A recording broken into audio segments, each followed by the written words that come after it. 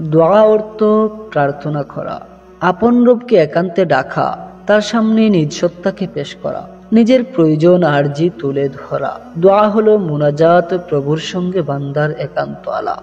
হাদিস শরীফে দোয়াকে বলা হয়েছে ইবাদতের মূল মগজ, কারণ দোয়ার মধ্যে রবের সামনে বান্দার আবদিয়ত ও দাসত্ব পূর্ণরূপে প্রকাশ পায়। এ সময় বান্দা আল্লাহ ছাড়া সব কিছু থেকে মুখ ফিরিয়ে সকল উপায় উপকরণকে পিছে ঠেলে একমাত্র দয়াময় প্রতিপালকের সামনে হাজির হয়। নিজের দীনতা ও হীনতা স্বীকার করে রবের সামনে নিজ উপায়হীনতা, অসহায়ত্ব ও মুখাপেক্ষিতা প্রকাশ করে। নিজ সত্তা ও ক্ষমতা সবকিছুকে তুচ্ছ করে কায়ু মনে ধারণা দেয় প্রভুর দরবারে। এজন্যই দোয়াকে বলা হয়েছে ইবাদতের মূল এবং মগজ। বরং বলা হয়েছে দোয়াই ইবাদত, ইবাদতের প্রকৃত ও সর্বোচ্চ মাধ্যম। নুমান ইবনে বাশির রাদিয়াল্লাহু তাআলা আনহু থেকে বর্ণিত, নবী আলাইহিস সালাতু ওয়াস সালাম বলেন, আদ-দুআউ হুয়াল ইবাদা, দোয়াই ইবাদত। এরপর নবীজি সাল্লাল্লাহু আলাইহি ওয়াসাল্লাম এই আয়াত তিলাওয়াত করেন, ওয়াকালা রাব্বুকুম উদউনি আস্তাজিব লাকুম ইন্নাল্লাযীনা ইস্তাকবিরুনা আন ইবাদাতি সায়াদখুলুনা জাহান্নামা দাখিরিন। তোমাদের প্রতিপালক বলেছেন, তোমরা আমাকে ডাকো, আমি তোমাদের ডাকে সাড়া দেব, দোয়া কবুল করব। নিশ্চয়ই অহংকার বশে যারা আমার ইবাদত থেকে মুখ ফিরিয়ে নেয়, তারা লাঞ্ছিত হয়ে জাহান্নামে প্রবেশ করবে। আল্লামা তিবি রহমতুল্লাহি আলাইহি বলেন, দোয়া হচ্ছে আল্লাহর কাছে বান্দার সর্বোচ্চ বিনয় প্রদর্শন এবং তার নিকট নিজের মুখাপেক্ষিতা প্রকাশ করা এবং তারই কাছে আশ্রয় গ্রহণ করা। পরিভাষায় দোয়া হচ্ছে স্রষ্টার নিকট বান্দার সাহায্য কামনা, তাকে ডাকা, তার প্রতি নিজের মুখাপেক্ষিতা প্রদর্শন, সামর্থ্য সক্ষমতা তারই কাছে প্রার্থনা করা আর সকল কিছু থেকে নিজেকে বিমুখ করা। এতে আল্লাহর প্রশংসাও থাকে এবং অনুগ্রহ প্রাপ্তি তারই প্রতি সম্পর্কিত হয়।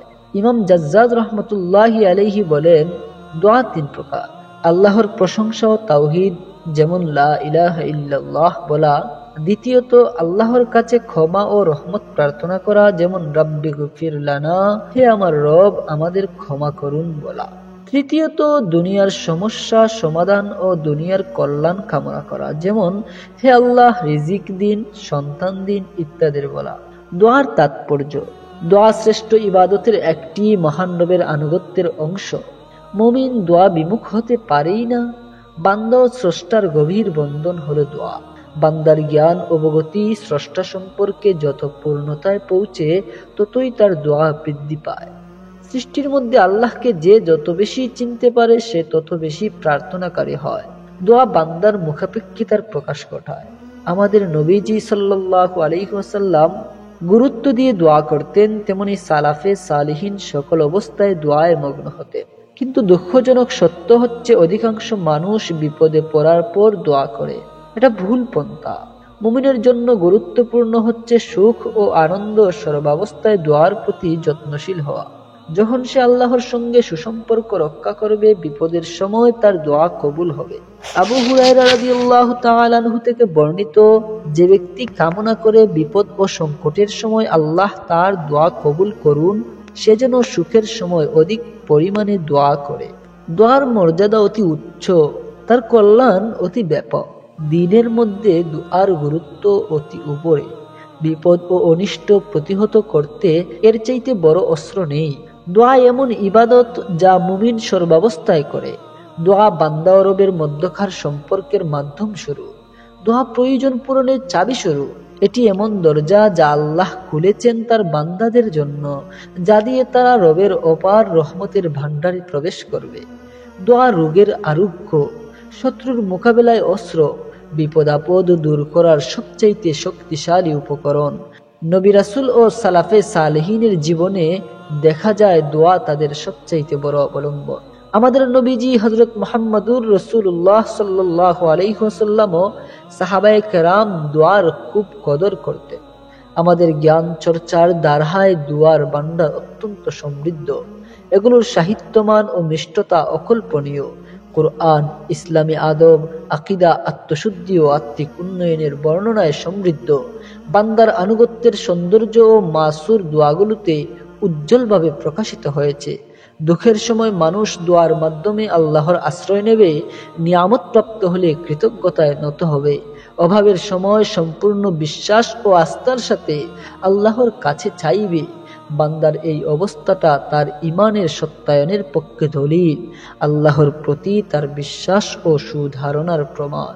দোয়াকারী যখন দোয়া করে তখন সে তার সকল কিছু আল্লাহর হাতে সুপর্দ করে সাহায্য প্রাপ্তি হয়। তার প্রয়োজন পূরণে আল্লাহর প্রতি পরিপূর্ণ নির্ভরশীল হয়। সে এই বিশ্বাস থেকেই প্রভুমুখী হয়, আল্লাহ ছাড়া আর কারো প্রতি ভ্রুক্ষেপ করে না। বন্দেগীর এই দৃশ্যটা অসাধারণ। আল্লাহ তাআলা কাকুতি মিনতি করে প্রার্থনাকারীকে পছন্দ করেন, ভরসাকারীকে পছন্দ করেন, একনিষ্ঠ ইবাদতকারীকেও পছন্দ করেন। নিরুপায় বান্দার দোয়ায় তাকে নিষ্ঠা, সেই দোয়া আল্লাহ ফিরিয়ে দেন না। নিরুপায় অবস্থা হচ্ছে এমন সময় বিপদ আপদের সম্মুখীন হওয়া যখন বান্দার পক্ষে তা প্রতিহত করার কোনো উপায় অবলম্বন করা সম্ভব হয় না, অথবা এমন অবস্থায় পড়া যখন বান্দার কাছে কোনো বাহ্যিক উপায় বলতে কিছু থাকে না। যেমন ইব্রাহিম আলাইহিসসালামকে যখন আগুনে নিক্ষেপ করা হয়েছিল, ইউনুস আলাইহিসসালাম যখন মাছের পেটে ছিলেন, তারা আল্লাহকে ডেকেছিলেন, আল্লাহ সাড়া দিয়েছে। এমনকি মুশরিকরাও নিরুপায় হয়ে যখন আল্লাহকে ডাকে, আল্লাহ তখন তাদের ডাকে সাড়া দেন।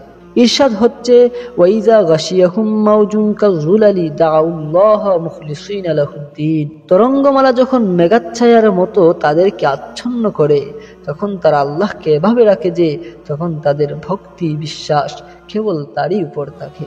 অন্যত্রে আল্লাহ পাক ইরশাদ করেন, কুল মাইয়ুনাজ্জিকুম মিন যুলুমাতিল বাররি ওয়াল বাহরি তাদউনাহু তাদাররুআন ওয়া খুফিয়াতাল লাইন আনজানা মিন হাযিহি লানাকুনান্না মিনাশ শাকিরিন।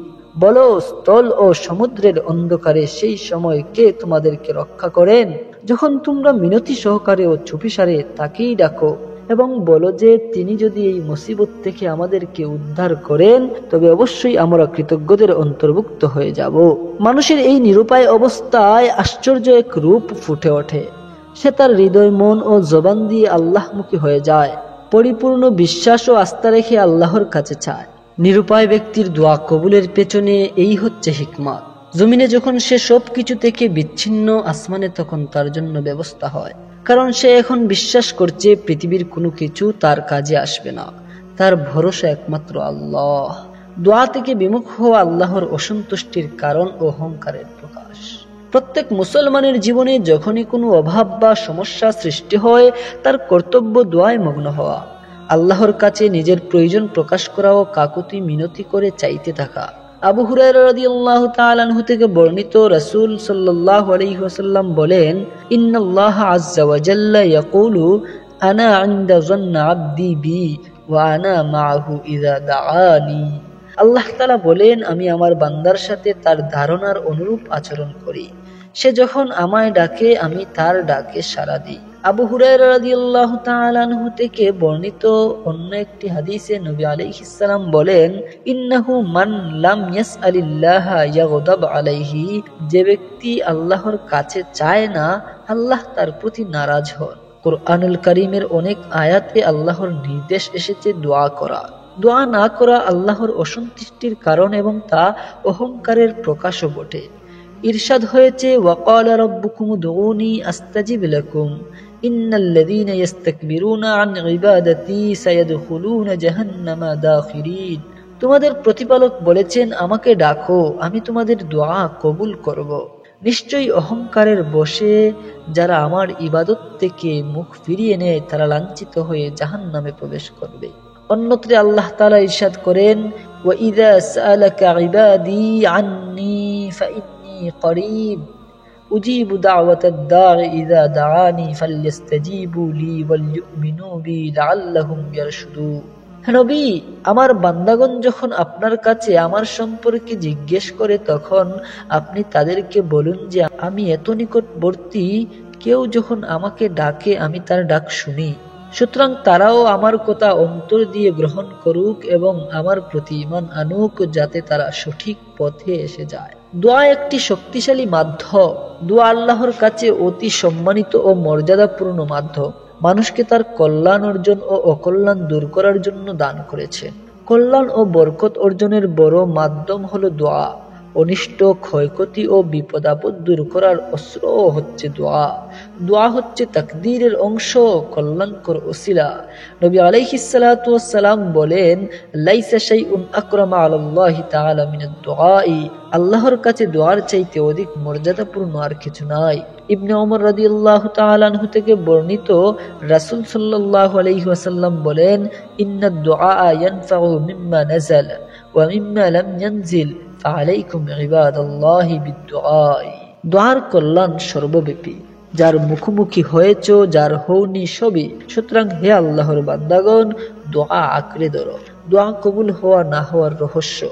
বালা মুসিবত দূর করার ক্ষেত্রে দোয়ার চাইতে কার্যকরী অস্ত্র নেই তো। আল্লামা ইবনুল কাইয়িম রাহমাতুল্লাহি আলাইহি লেখেন, আকাঙ্ক্ষা পূরণে ও বিপদ আপদ দূর করার ক্ষেত্রে দোয়া সবচাইতে শক্তিশালী মাধ্যম। কিন্তু কখনো কখনো দোয়ার কার্যকারিতা পরিলক্ষিত হয় না। এর নানা কারণ আছে। হয়তো তা দোয়াকারীর দুর্বলতা, তার সীমালঙ্ঘনের কারণে আল্লাহ তার দোয়া পছন্দ করেননি, অথবা সে পূর্ণ মনোযোগী হয়ে দোয়া করেনি, অথবা দোয়া কবুলের ক্ষেত্রে বাধা হয়েছে তার হারাম খাদ্য, অন্তরের কলুষতা ও গাফলতি। দোয়া হচ্ছে সবচাইতে কার্যকরী ঔষধ। বালা মুসিবতের জন্য দোয়া সবচাইতে বড় শত্রু। দোয়া বিপদ আপদকে দূর করে, না হয় দুর্বল করে দেয়। আল্লামা ইবনে হাজার রহমতুল্লাহি আলাইহি বলেন, প্রত্যেক দোয়া কবুল হয়। কখনো কাঙ্ক্ষিত বস্তু দেওয়া হয়, কখনো তার বদলে অন্য কিছু দেওয়া হয়।